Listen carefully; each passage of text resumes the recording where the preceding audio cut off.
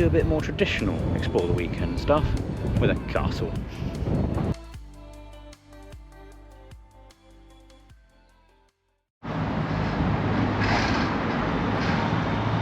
About 20 minutes later, you join us at the top end of Portland, and there's history everywhere. We've got the tank and the D-Day Museum just in behind here, and just on the side of the road is this very rare little boat. It's called a Leret, and only 3 others are known to exist. And this little boat is designed specifically to go up and down the steep, shingly banks at Chesil Beach. They're only in this part of the world. It had 4 oarsmen, occasionally 6. Unfortunately, they're no longer made, reading the sign behind. And this picture one is over 100 years old. Incredible, and it's just on the side of the street. Unbelievable. Here we are, Portland Castle. If you're wondering about the noise, there's a heliport on the other side of this hedge. And it's taking off time. And just behind that building. Oh, there you go. Lovely stuff. And it's going back down again. All right. Each to their own. Let's go and have a look in here, eh?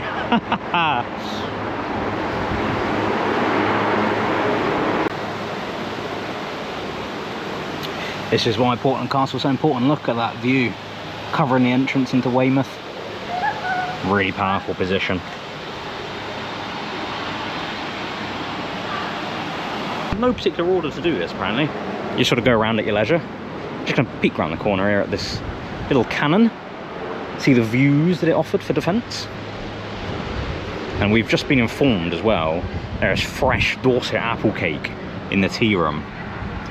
And that sounds like a bit of us. So we'll head on inside and see what this fort has to offer. Oh, look at the door, that is cool. Run to the left, nothing really there. Run to the right, here we are. There he is, man of the moment. Day in the life. Little flaps. Nice. Ooh, what's behind here? Little room. Oh, check out the windows. What is it? This is the Gunners' Hall. Formed a communal space for the garrison where they would gather to eat and relax. Very nice. Nice big space. Nice big fireplace, keep the toasty warm. And there's a good little model of the fort itself.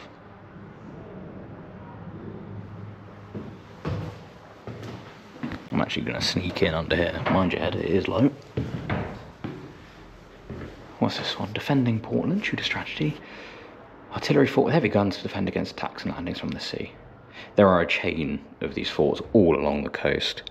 Even where I'm from, there's Calshot Castle, which is exactly the same as this. Look at the little areas they all had to cover. Like, this was a well-defended part of the world. Great views, you'd see everything coming. Yeah, I think it's a very strong defensive position, this one. Oh wow, that goes up. Big fireplace, maybe? Maybe more like a store cupboard, I think, in there.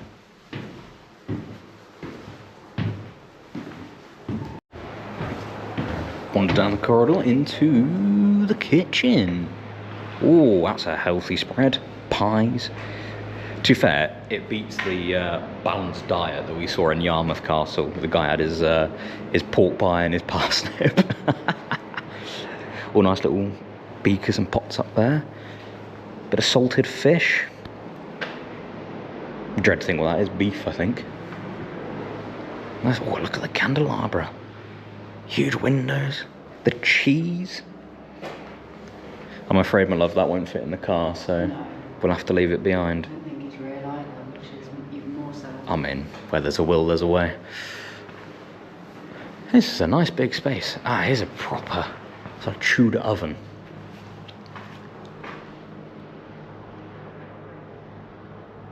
Big old space. Oh, a little bread oven to the side there, making use of it. All the way up to the top, up there, look. I'll put a link in the description. There's a really, really good video by, I forget her surname, but Ruth, historian, and she talks about like Tudor kitchens and how they all set up and how they evolved over time. Really fascinating. I'll put a link to that. There's like a little series that she did. Brilliant stuff. We can actually just pop out here at the kitchen. The main attraction. These cannons, look at the size of these cannonballs. They would have weighed a fair amount. Roll them down the end. Here we go, we can see the view that this one had, look.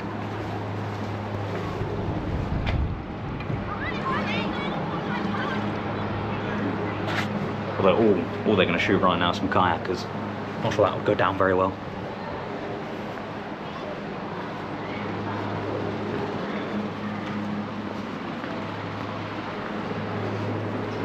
Anyway, this is the lower gun room. This room has 5 gun positions and was originally enclosed. Above it, on the roof, an upper gun deck supported by 5 more guns.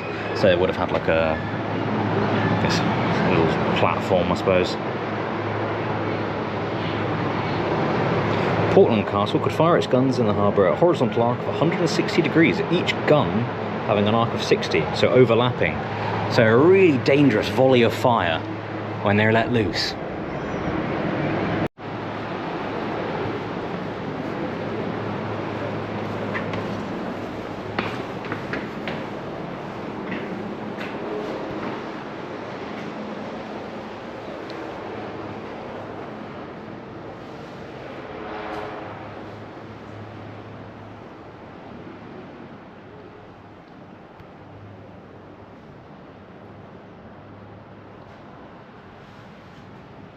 That's cool. A little piece of personal history, huh? Might take that home with me.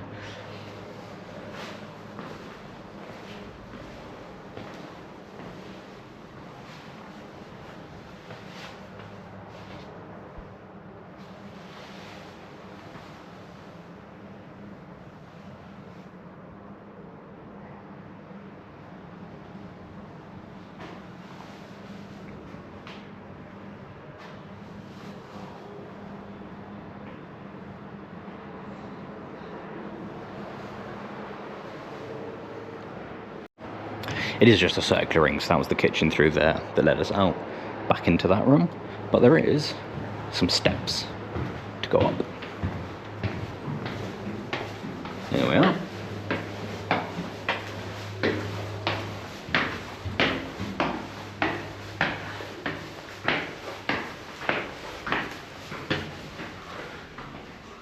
Go left, I think. Ooh, big room. Army and Navy.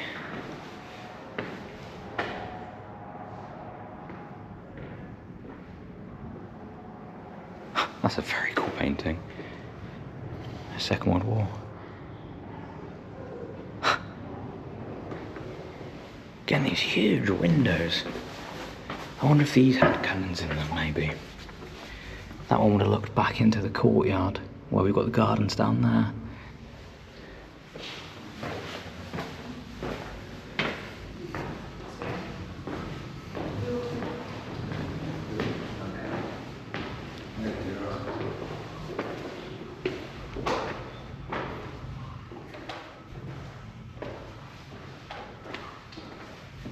Just discovered this side little staircase.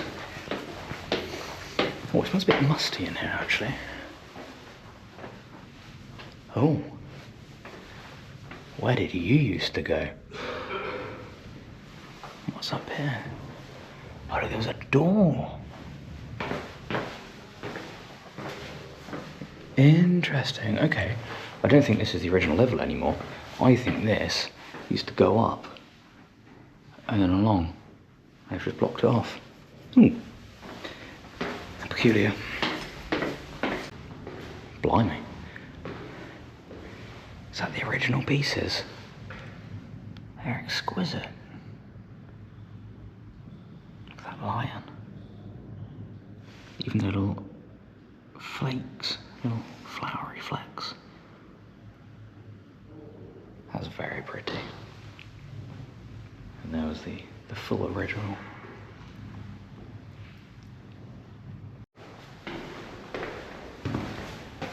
Ooh. What's that? Oh, this is the privy. Tiny room with one of two for the garrison. The other is immediately below on the ground floor. It's mine dread. Had a fixed wooden seat with a hole, shaft underneath. Descended to the foreshore where it was washed away by the sea. No toilet paper, dried moss, seaweed, grass and leaves. Nice. And then that just drops down into a black hole.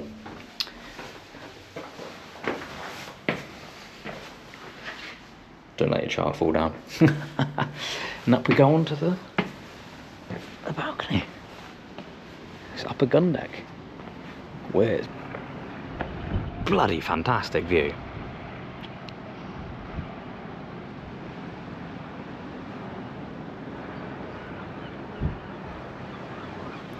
A couple of Fleet Auxiliary ships over there.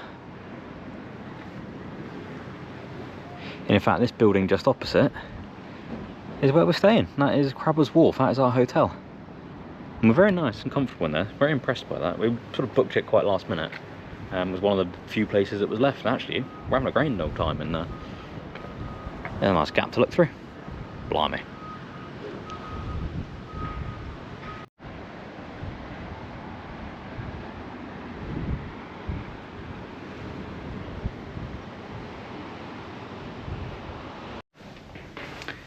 Down the stairs.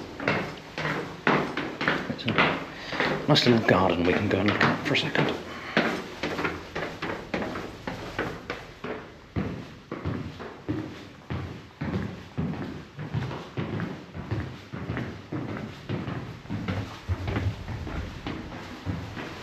Ooh, that corridor really funnels the breeze in. That's red hot pokers. Bit of a garden to walk around over here as well.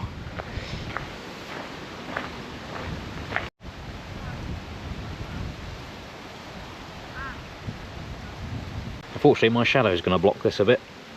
The sun's at the wrong angle, but from the 17th century onwards, governors of coastal ports routinely made the surroundings more comfortable by having a garden.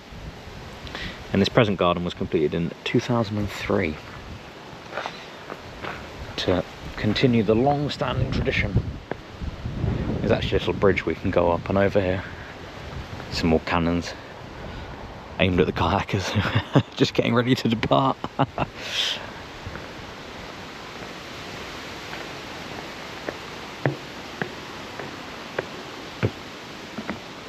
That's a big old wall, that.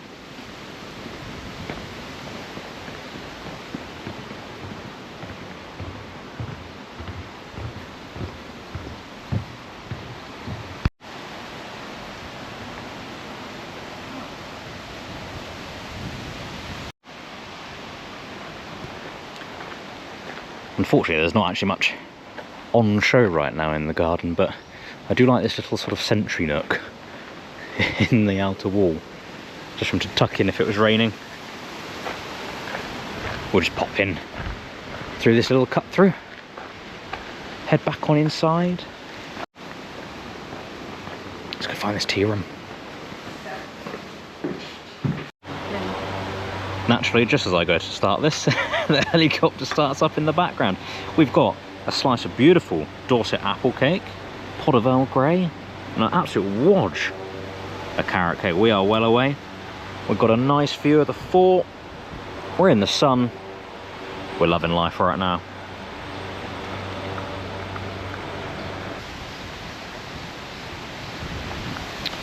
Not a bad little fort, that one. Much in the same as Yarmouth. Not the biggest, doesn't take the longest to go around. A lot of empty rooms, but actually I'd say the boards in there were pretty good. They're letting you sort of understand the layout of everything. We are just going to go and deposit our little guidebook and magnet back in our hotel, and then we're going to go for sort of a nice relaxing walk on the beach. Should be a nice way to round off our day. just as we pop in and drop all our bits and pieces off, just thought I'd show you the view from Crabber's Wharf where we're staying. There's the fort just in front of us over there. There's the heliport. There's a restaurant down over there we're going to go and check out a little bit later on. Got Weymouth on the other side of the bay. It's a beautiful view here. It was easy to get to. You know, there's behind the marina here is the road into Portland. Just turn left and there's plenty of parking down over there. Easy to get to, very nice views. And you get a nice little balcony with which to enjoy it all. So cheers.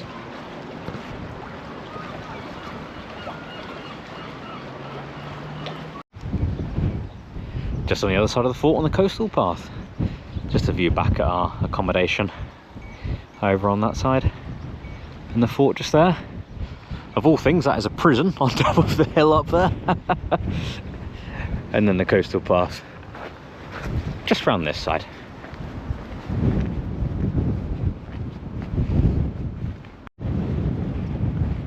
Not a warning you'll see every day. Low flying helicopters. And they are low flying, we've seen them taking off. This is a heliport. There's purpose built for them. We've been watching them at night come out of the hangars and then take off, heading off over Weymouth. And there was one, in fact, when we were in the castle earlier, some sort of military one doing exercises just on the grounds there. And you can see how windy it is from that windsock up there. It is blowing a hoolie.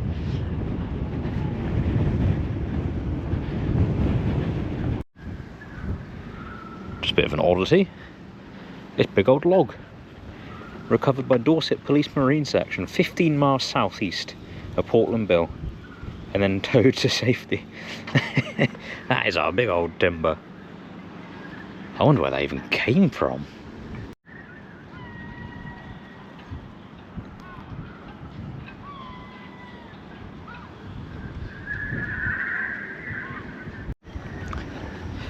Gonna pop in there for dinner later. Salt. Looks pretty good online. See if we can get a nice view out of the marina. Oh, what have we got over here? Like, so this is where we are in Portland Harbour. And we're about to head to Chesil Beach.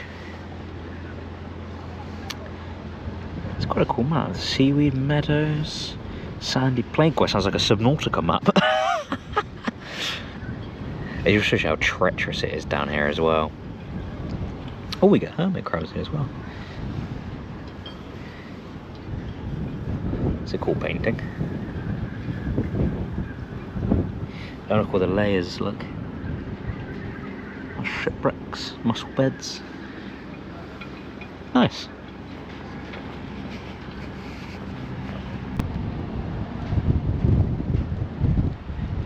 This one's actually on display and on loan by the Royal Navy Submarine Museum in Gosport, which is a cracking day out.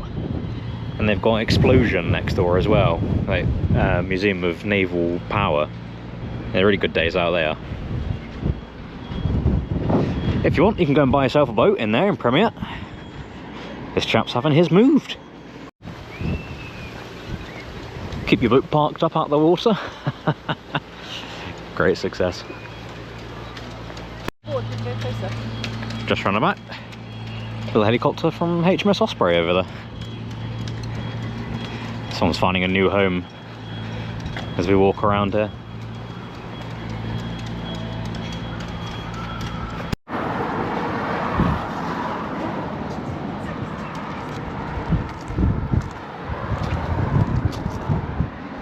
So a big old channel. Although right now it's quite empty. See the markers there. Right, let's go explore this beach.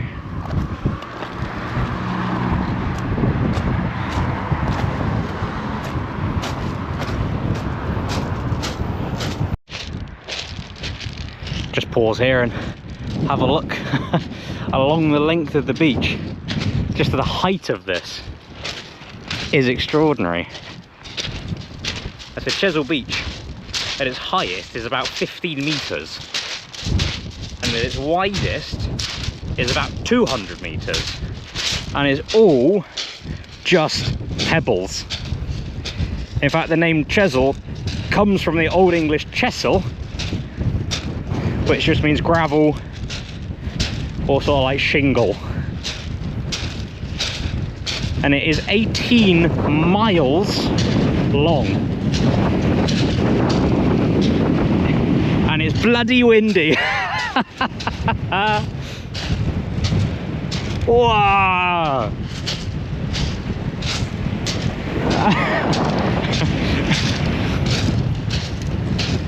There you go.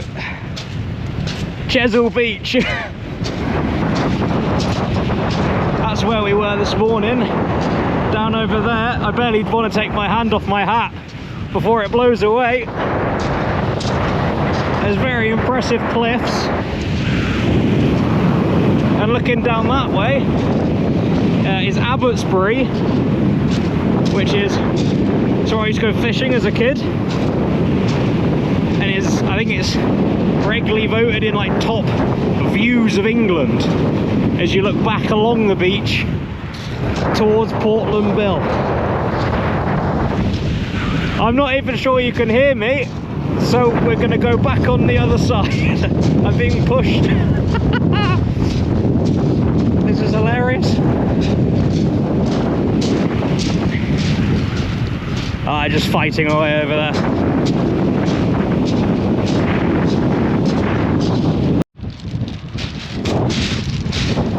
Just as we head in this direction towards like the Discovery Centre, which is that building in front, the bit of water behind is a tidal lagoon. I think from memory it's called the Fleet or something like that, like the reef.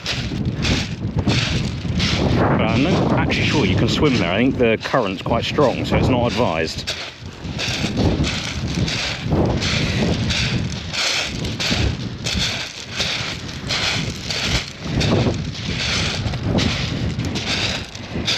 Tell you what, your feet get knackered.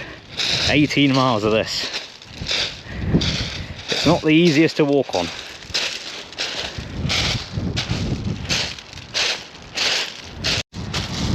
Just gonna make a beeline for the grass over here. Might make progress a bit quicker. Oh, I wonder if he's coming into the heliport.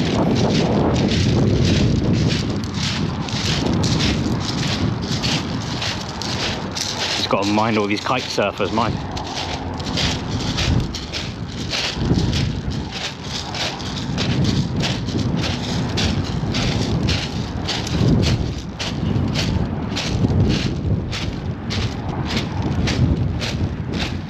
There we are.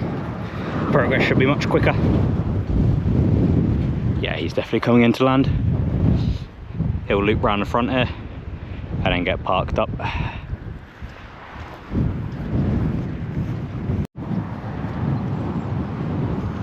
I'm not actually convinced the visitor centre thing up here is open anymore. I think it's a bit late in the day, but makes it a nice little checkpoint for us to get to, and we can turn around and head home for the day. That centre is definitely closed, but there is a little sign up here. So, Chesil Beach, Fleet Lagoon. Chesil was a storm beach made of billions of pebbles washed up over 10,000 years ago. I'm not sure how accurate that is, because I know Chesil is thought to be like a tombolo, which is like a type of sort of barrier, but then I also think it's a barrier beach, which is another kind of beach. So I'll pop it up on screen, as always. It is home to rare insects, breeding seabirds, colourful coastal plants. Takes advantage from huge rolling waves, and they are huge. Yeah, it's a pretty vicious place, is Chesil. And then beyond Chesil Beach is Lime Bay. Underwater world of corals, rocky reefs, colourful fish, marine mammals. Imagine a lot of shipwrecks down there as well. And then the Fleet, which is a tidal lagoon, means the shallows in Anglo-Saxon. The largest saline lagoon in England. Didn't know that, that's very cool. Joined to the sea only via ferry bridge, is an important habitat, providing food and shelter for migrating birds. Please don't litter. Obviously, don't be a dick, take your stuff home with you. And please don't take pebbles, the beach needs them. I mean, there's a lot of pebbles. I know if everyone takes pebble, it becomes problematic. Just seems a bit risky. Yeah, entering the water is not advised. because of that. Steep Chesil Beach, Chesil just drops and it is dangerous, and the currents under there will sweep you away. Don't put your toes in. Enjoy the view from afar. Little cafe here next to the Wild Chesil Centre. Ice cream, Digosaurus flavour. I'm sure you'd see what that entails. And facilities as well. We just want to come on this far side and have a look at the lagoon proper.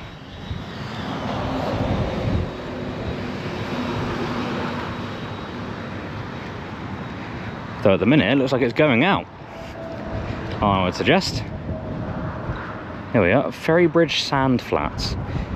Small areas vital for bird and marine life. Daily tidal waters maintain marine invertebrate, and then they get munched on.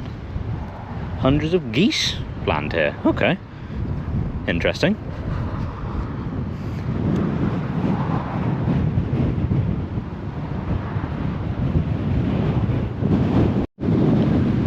So you can walk on it. It just says, where possible, stick to the edge so you don't disturb any birds. So that's what we'll do.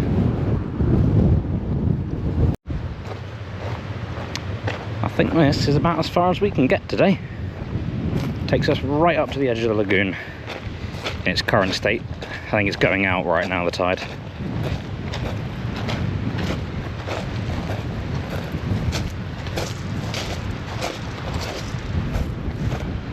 There we are. Bit of a bridge. And a view across the lagoon. Lovely stuff.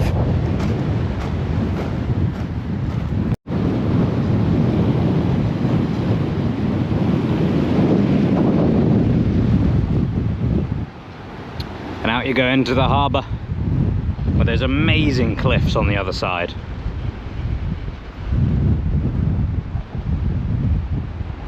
And there we have it. We're just going to do a quick little outro whilst we're out of the wind, because we found a little spot behind this bridge where it's quite calm. You can actually hear us. We're not being blown away into the lagoon. We've had a really enjoyable day out today. Yeah. The walk this morning was lovely, great views, even if we did get rained on a little bit. Totally yeah, small fine. bit of rain is nothing though. Nothing to stop an adventure. Good castle this afternoon at Portland. Maybe not a destination, but if you're in the area and you've got an English Heritage membership, certainly worth checking out. We would recommend the cake in there. Very good cake. Top tier cake in there. And we finished up the day with a nice little walk on Chesil Beach. Even if we have been blown away, I feel like part of me is still down there somewhere. It's so strong, it's unbelievable. Anyway, we've had a lovely day. We hope you've enjoyed watching this video, and we will see you in something new very soon. Take care, bye. Bye.